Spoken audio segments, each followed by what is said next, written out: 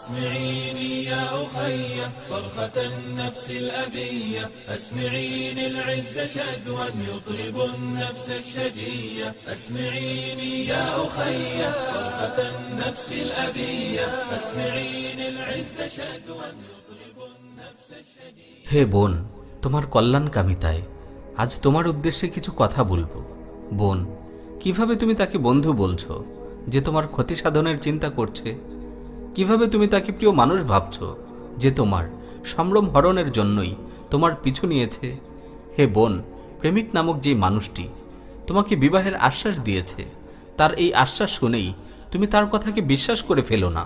তার ডাকে সাড়া দিয়ে নিজের সর্বনাশ ডেকে এনো না। নিজের হীনবাসনা চরিতার্থ করে সে খুব দ্রুতই তোমার কাছ থেকে কেটে পড়বে। হে বোন, বাস্তবতার দিকে তাকিয়ে দেখো, তোমার মতো কত সহজ সরল নারীকে ওরা প্রতারণার জালে বন্দী করেছে, বিবাহের আশ্বাস দিয়ে সম্ভ্রম হানি করেছে। এরপর সেই বোনদের পরিণতি যে কেমন হয়েছে তা কি তোমার অজানা? আজ পত্রিকার পাতা খুললেই দেখা যায় এমন কত বোনের রক্তাক্ত লাশের ছবি। তুমি কি জানো না কেন তাদের এই নির্মম পরিণতি? বোন, তুমি একটু চিন্তা করে দেখো, কেউ বিবাহের আশ্বাস দিলেই তার সাথে লিভ টুগেদার বৈধ হয়ে যায় না। পার্কে গিয়ে আড্ডা দেয়া বৈধ হয়ে যায় না। গল্প গুজব করা জায়েজ হয়ে যায় না।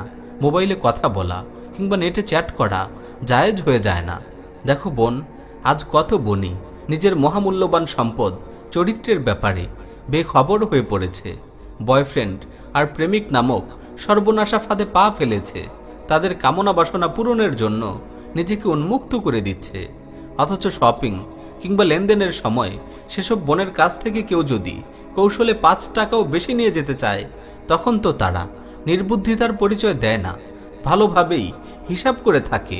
তাহলে নিজের মূল্যবান সম্ভ্রমের ব্যাপারে কেন তারা এতটা উদাসীনতার পরিচয় দিচ্ছে? কেন তারা অপরের অসৎ কামনার কাছে সহজেই পরাজিত হচ্ছে? বড়ই আশ্চর্য হে বোন, বড়ই আশ্চর্য। হায়, আমাদের সেসব বোনেরা একটি বারও যদি নিজেদের নিয়ে একটু চিন্তা করত, অন্তত একটি বারও যদি আয়নার সামনে গিয়ে নিজেকে জিজ্ঞেস করত, কে তুমি, কিসে তোমার প্রকৃত মর্যাদা, আর আজ তুমি কোথায় ঘুরে বেড়াচ্ছ, কোথায় সম্মান খুঁজে বেড়াচ্ছ? হে বোন, মনে রেখো, একদিন কোনো এক পুরুষের কাছে স্ত্রীর পরিচয় দিতে হবে, আপন সন্তানদের সামনে মায়ের পরিচয় দিতে হবে। সেদিন যেন তোমার অতীত তোমাকে লজ্জিত না করে। পার্ক উদ্যানের গুনাহের আড্ডাগুলো যেন তোমাকে নিজের কাছেই নিজেকে ঘৃণার পাত্রী বানিয়ে না তোলে। নিজেকে তুমি উত্তম চরিত্রে শোভিত করো। পরপুরুষের লোলুপ দৃষ্টি থেকে বেঁচে থাকো।